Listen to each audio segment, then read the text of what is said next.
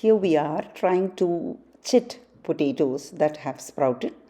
We want to create multiple pieces with the potential to plant them. Chitting refers to cutting off and ensuring that there are at least 3 eyes in each of the pieces that we make. These pieces are called chits.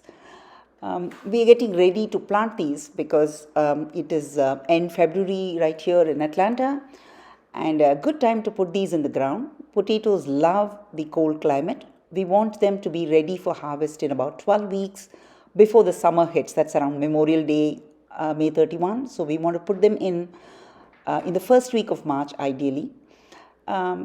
It's a good idea to buy these from seed companies which specifically sell seed potatoes that have the potential for all the eyes to be live and germinating. Buying them from the grocery store is not a great idea because those may be sprayed specifically because germinating potatoes don't look good on the shelves. When we make these into chits, we are ensuring that at least one of those very active eyes is present in the piece that we make. But all the others will germinate as well.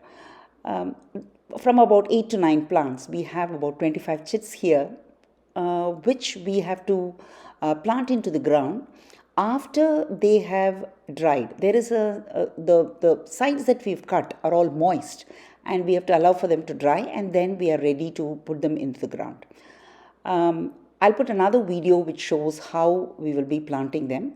I should ideally place them with this moist side up so that they all dry up, and these pieces are all protected from insects eating them while they are in the soil. And once we put them in the ground, they should be coming up in a week's time.